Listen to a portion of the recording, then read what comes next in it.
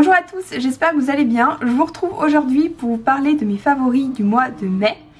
Donc il y en a très peu pour la simple et bonne raison que le mois de mai a été très chaotique pour moi. J'ai eu des partiels, j'ai eu un mémoire à rendre, enfin tout ça.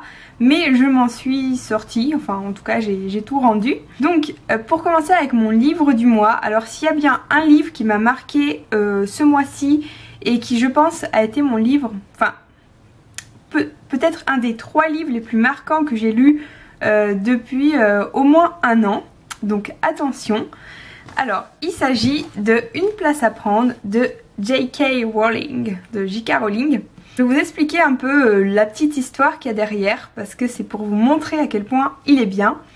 En fait, j'ai décidé de le lire en début de mois tout simplement parce que je voulais m'en débarrasser. Parce que je voulais en fait le revendre sur Amazon pour avoir de l'argent pour m'acheter d'autres livres, voilà. Et je me suis dit bah je vais vite le lire, comme ça plus je l'aurai vite lu, plus je pourrais le revendre, etc.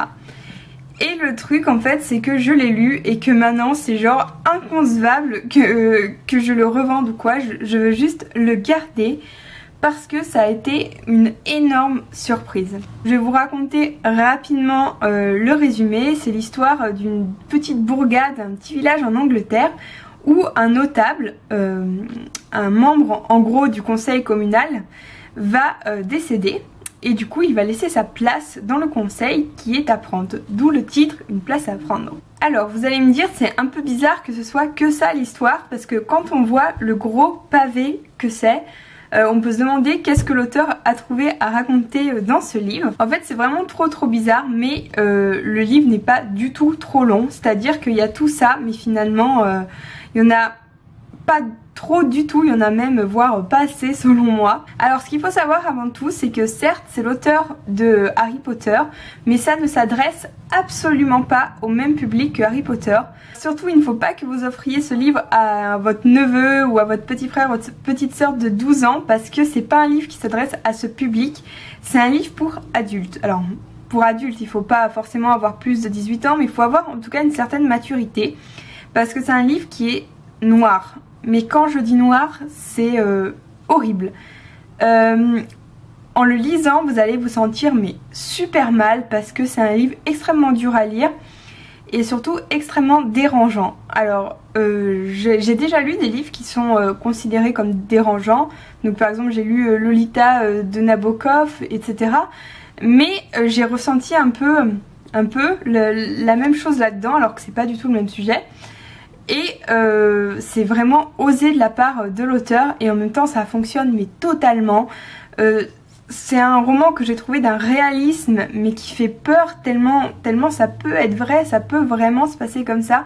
En particulier si vous aussi comme moi vous venez d'un tout petit village de la France, vous savez que oui ça peut tout à fait se passer comme ça dans le genre de village. Donc voilà, pour moi c'est clairement une des meilleures auteurs de notre époque parce que je comprends pas comment elle a pu passer d'un roman comme Harry Potter qui est génial mais dans un autre genre à ça qui est un roman mais 1000 fois contemporain, 1000 fois réaliste en fait, très réaliste, un peu trop même parce que voilà on se sent très mal.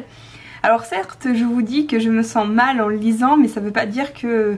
Enfin je préfère vous mettre en garde en fait parce que voilà c'est un livre qu'il faut pas lire quand on est déprimé, quand on se sent mal et tout, sinon il est tellement violent que forcément ça va renforcer tout ça.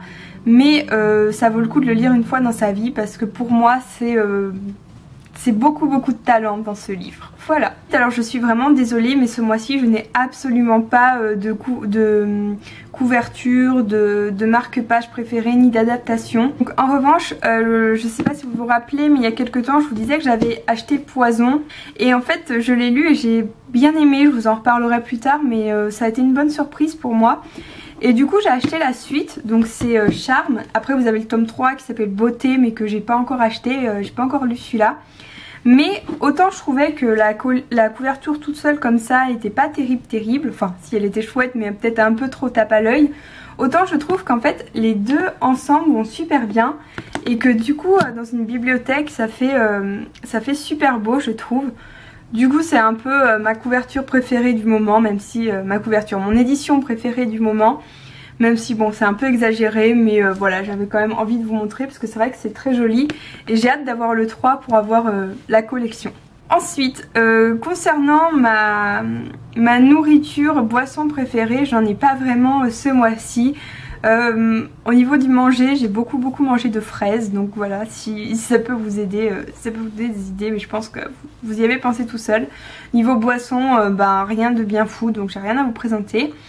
En revanche, je veux vraiment vous parler de 2 chaînes littéraires et je tiens vraiment beaucoup à vous en parler et je compte sur vous pour ouvrir grand vos oreilles et surtout bien aller vous abonner ou en tout cas aller voir leurs vidéos parce que c'est 2 filles qui le méritent mais tellement que voilà qu'il faut que vous le fassiez. Donc la première c'est une fille que j'ai découvert il y a genre 2 semaines.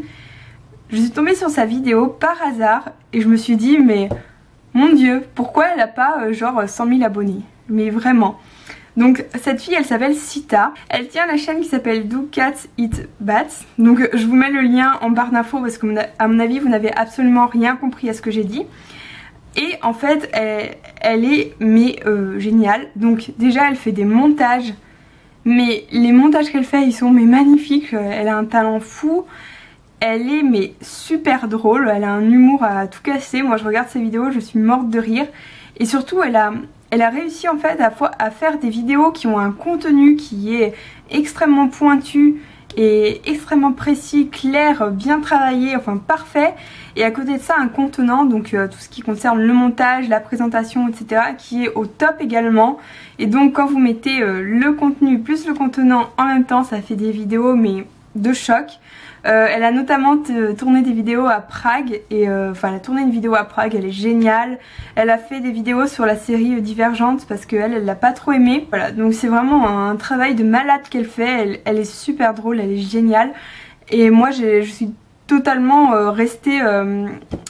je suis tombée des nues pour rester polie. Et voilà, je vous conseille vraiment d'aller voir ces vidéos et... ce serait trop cool parce que à mon avis c'est une fille qui mérite autant d'abonnés que Cyprien, que Norman ou je ne sais qui parce que voilà, parce que c'est excellent ce qu'elle fait. Et la deuxième personne, ben je vous en ai déjà un petit peu parlé dans mes barres d'infos et sur les réseaux sociaux, mais c'est bien de remettre une couche. Donc vous vous rappelez, vous connaissez maintenant ma correspondante NJ du Livroscope. Et en fait il se trouve qu'elle a ouvert une chaîne YouTube. En fait le truc fou avec sa chaîne YouTube c'est que quand j'ai vu sa première vidéo, je me suis dit mais c'est pas possible, elle a fait ça toute sa vie, elle nous l'a caché. Parce qu'en fait elle est hyper à l'aise devant la caméra, elle fait de l'humour, enfin on dirait vraiment qu'elle a fait des vidéos toute sa vie, c'est incroyable. Donc voilà. Elle a fait des vidéos assez originales en plus, elle a fait les favoris du mois, elle a fait 10 choses à savoir sur, et elle a fait sur Alice au pays des merveilles de Lewis Carroll. Enfin elle fait plein de vidéos comme ça qui sont nickel, pareil, le contenu, le contenant, tout va bien, tout est nickel. Et puis surtout, enfin moi c'est une de mes meilleures amies, NJ, parce que c'est vraiment, c'est quelqu'un qui est super bien. On a le même humour, enfin on s'entend mais super bien. C'est vraiment une personne que j'ai rencontrée grâce à ma chaîne YouTube et aux livres. Et voilà, je le regrette pas une seule seconde parce que c'est une très belle amitié qui est née grâce à ça. Et c'est une personne en or que je vous conseille de tout cœur d'aller connaître, d'entrer en contact avec elle, de lui laisser des commentaires, etc. Parce que d'une elle le mérite et de deux vous le regretterez pas. Donc mes favoris sont assez petits comme vous pouvez le voir, j'en suis vraiment désolée, j'essaierai de faire mieux le mois prochain. De mon côté là j'ai rendu mon mémoire, donc comme je vous l'ai dit c'était assez affreux, je l'ai fini genre à 5 h du matin entre la nuit de dimanche à lundi, donc j'étais un peu dans un second état, d'où les cernes un peu affreux que vous voyez. J'essaie de les faire partir mais c'est assez dur. Sinon alors là j'ai encore quelques examens en juin mais ça va être un peu plus éparpillé. Du coup bon je pense que j'aurai plus le temps de lire, donc du coup j'espère vous faire des favoris plus conséquents en juin. J'espère que vous m'en tiendrez par rigueur. En tout cas, j'espère que vous allez bien. Dites-moi si vous avez lu Une place à prendre. Et je vous souhaite une très bonne continuation. Je vous dis à très bientôt. Salut!